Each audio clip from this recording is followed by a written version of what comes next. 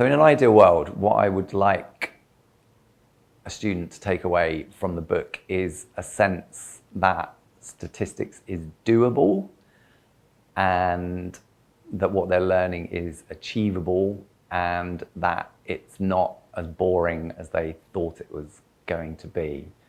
So, you know, when I do get emails from students using the book and, you know, they say things like, I hated statistics, then I got your book or was recommended your book and now I love it. Believe it or not, I do get emails like that. It's hard to believe, I know.